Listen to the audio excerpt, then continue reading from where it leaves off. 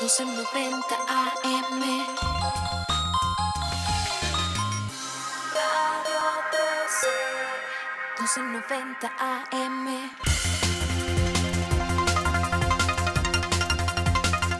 La gran diferencia.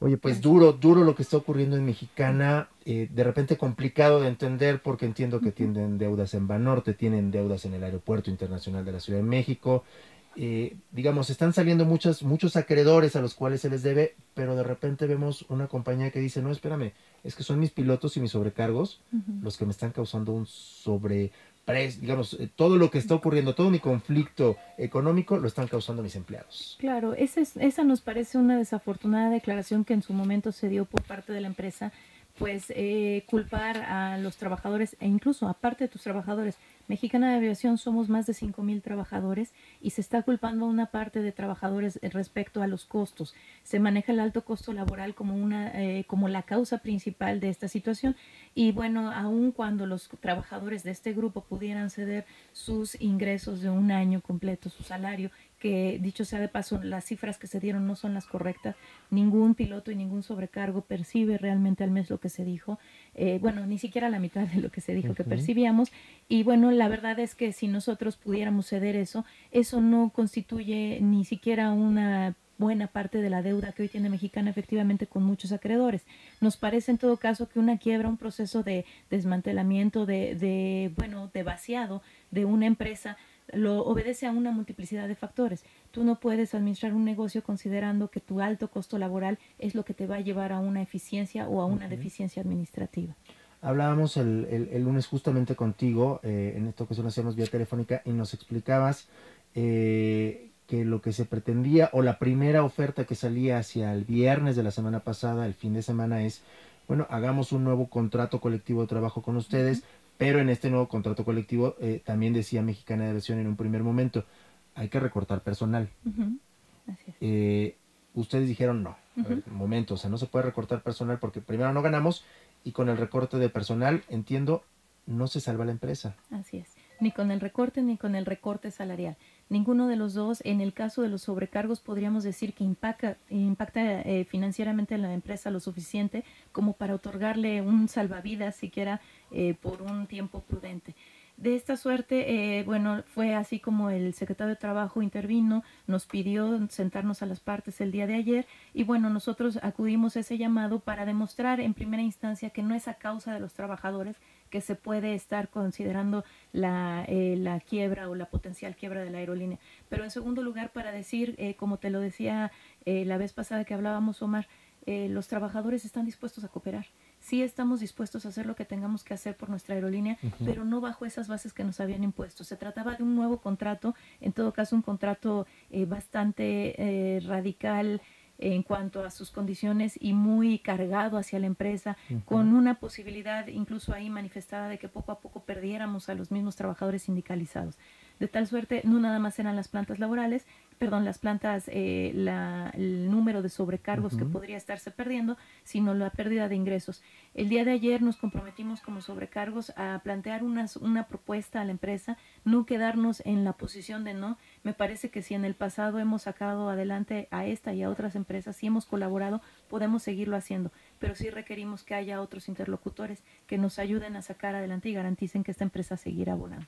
A ver, les decía en un primer momento Mexicana de Aviación, ok, quieren trabajadores apoyarnos, les vendemos la empresa y con un peso ustedes se vuelven socios. ¿Por qué no aceptaron? ¿Por qué esta figura no resultaba tan atractiva para convertirse ustedes en parte de la empresa? Habría que decirlo que en estas 2 semanas que ha surgido la información para nosotros, tanto la venta en un peso como la posibilidad de aceptar o de plantearnos que éramos la causa de la quiebra de Mexicana o de la situación financiera, nos parecían que obedecían sobre todo a discursos mediáticos, discursos en los cuales poco hay de congruencia con la realidad, porque el pretender vendernos una empresa a un peso, pero una empresa que tiene más pasivos que activos y que por ello tuvo que recurrir al concurso mercantil, bueno, nada más imagínate, te vendo una empresa en un peso, pero a los días y una vez que rechazas, entonces entró a concurso mercantil. Realmente lo que te estaban vendiendo era una empresa en quiebra.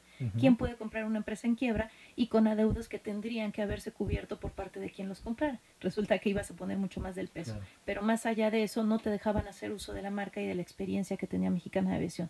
A partir de las pláticas que tuvimos el día de ayer, fue manifestado por parte de la empresa incluso que aquellos grupos de trabajadores que quisieran entrar con esta participación accionaria estarían viendo la posibilidad de evaluar si había inyección de nuevo capital, evaluar el uso de la marca, evaluar si podía compartirse o no. Eso va cambiando las cosas, aun cuando también tendría que estar por definirse todavía qué tantos pasivos se quedan y qué tantos activos hay disponibles. Ahora, el lunes justamente todavía no había un diálogo con ustedes, no había, yo recuerdo que platicaba contigo, platicaba con los líderes, el líder de los pilotos y de alguna forma me decían, bueno, lo que estamos esperando es que nos sentemos, platiquemos y nos digan si nos vamos a concurso mercantil, si se busca un socio que inyecte capital a Mexicana, o incluso si el propio gobierno todavía se hablaba, y ustedes no lo proponían, pero de todos modos se hablaba de que el gobierno pudiera rescatar a Mexicana. Y de repente llega la noticia de el concurso mercantil. ¿A ustedes los toma por sorpresa el concurso mercantil? Sobre todo cuando no se habían sentado como ayer lo hicieron en una mesa. Claro, a nosotros nos ha tomado por sorpresa todas y cada una de las informaciones y de las notas que han salido con respecto a Mexicana.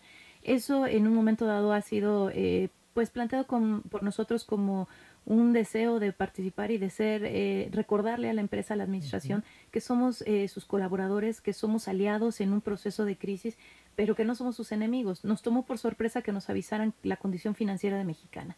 Nosotros teníamos mesas hace un mes en donde nos estaban pidiendo empleados, nos estaban pidiendo incrementar la plantilla y bueno, tenemos ahorita un grupo de sobrecargos que no pudo firmar su planta y tiene menos de 30 días laborando para la empresa. Ahí nunca nos hicieron del conocimiento la situación financiera. De repente nos toma por sorpresa eso, nos plantean una fecha para poder dar una definición en cuanto a si estábamos en condiciones de apoyarlos o no. Esa fecha no se cumple. Previo a eso llega el concurso mercantil. Nos toma por sorpresa el concurso mercantil y nos toma por sorpresa hace 2 días que también se suspende la venta de boletos. De tal suerte que hasta ahorita todas y cada una de las informaciones que nos ha llegado nos toman por sorpresa, no hemos sido siquiera notificados y nos estamos enterando por ustedes. O sea, de repente están en las negociaciones, estábamos hablando de los contratos colectivos y llegan a sorpresas, no venta de boletos, concurso mercantil, lo que implica el concurso mercantil con 30 medidas, bueno, se habla de 30 a 40 medidas cautelares. Y se llega finalmente a lo que solicitaban ustedes, esta mesa de diálogo con un intermediario del gobierno federal. En este caso, el secretario del Trabajo, Javier Lozano, llega ayer como intermediario, pero ayer lo que ocurre, o lo que veo, y tú me dirás si estoy bien o mal, al final se hace una propuesta que ustedes, por ejemplo, no aceptan, reducir viáticos, reducir horas de descanso, me parece, y una serie de puntos en los cuales ustedes tampoco estuvieron de acuerdo. ¿Qué es lo que se les ofrece finalmente ayer en esta mesa de diálogo a ustedes? En la mesa no se habló de propuesta concreta. En la mesa se habló específicamente sobre si había voluntad o no de llegar a un objetivo común que sería la sobrevivencia de la aerolínea. En ese sentido, me parece que los compañeros pilotos, nosotros y la directiva de la empresa planteamos que sí queríamos seguir teniendo empresa para rato.